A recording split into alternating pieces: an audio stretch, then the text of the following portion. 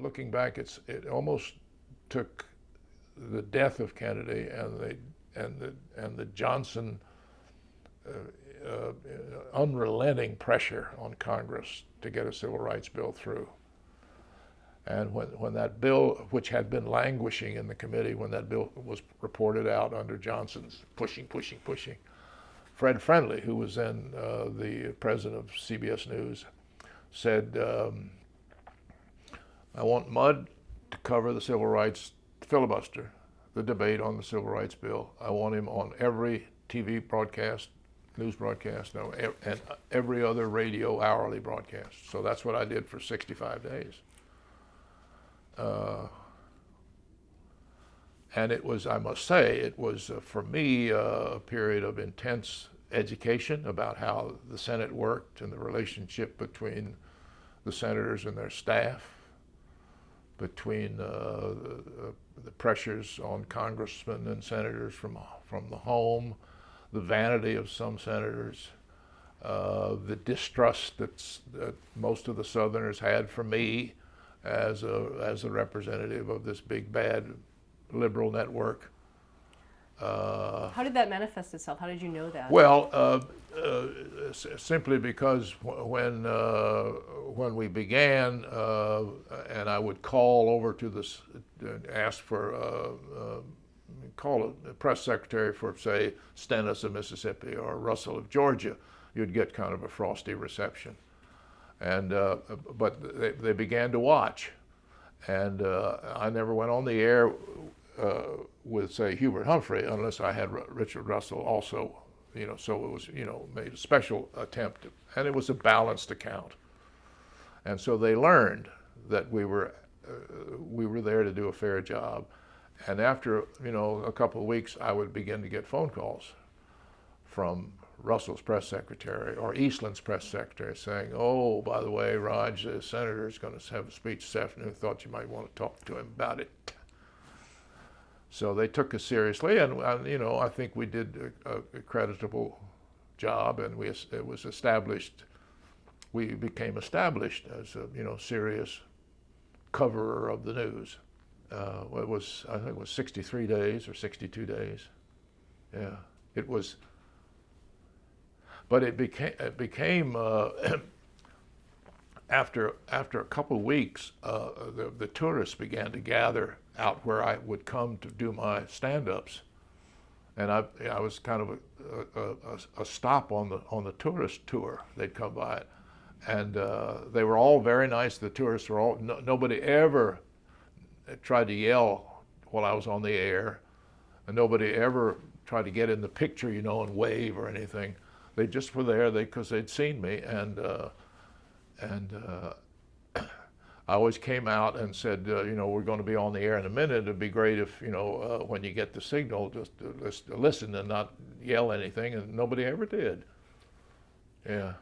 Wow. How do you think that coverage, the CBS coverage of the civil rights movement, actually influenced the American public?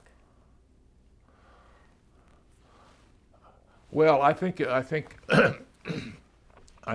because we kept everybody up to date on it, and it got to be almost a whodunit.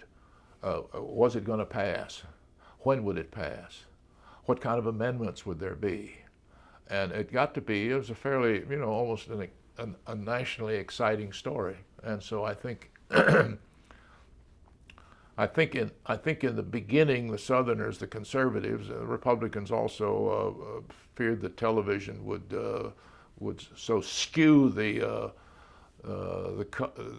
coverage would be so skewed that they would have a hard time. But they never did. They always got their time to explain themselves. But I think probably without the coverage, it would have gone on a little bit longer.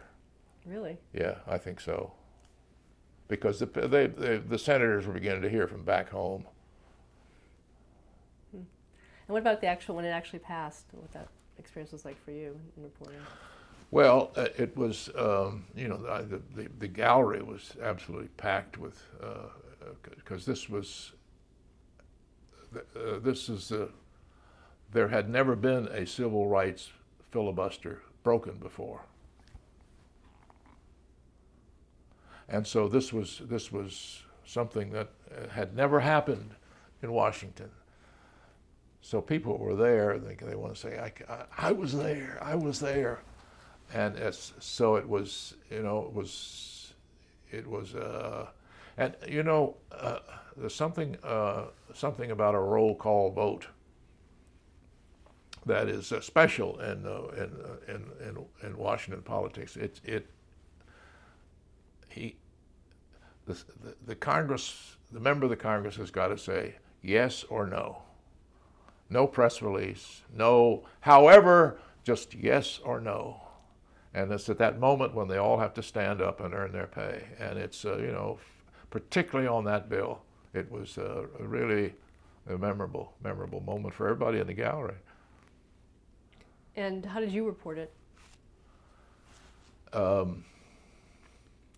was outside, and we had a big sort of a billboard with all the names of the senators on it. And we had arranged ahead of time that one of the TV gallery staff guys who was in the Senate chamber and had a little telephone would whisper into his telephone how they were voting. And then they would hear that in the gallery, and my producer, Sylvia Westerman, would then pass that on to me. So you'd hear the clerk say, "Mr. Anderson votes aye." And then the guy say, "Anderson, aye." And Sylvia would say to me, "Anderson, aye." And I'd be, "Anderson has just voted aye." So between the time the vote was cast and the time I said he votes aye was about 32 seconds. And we went right. So if you were able to follow the roll call, we got down, and the deciding vote was cast by John Williams of Delaware. So, but it was the graphics were clear and the reporting was even, and it was an exciting moment.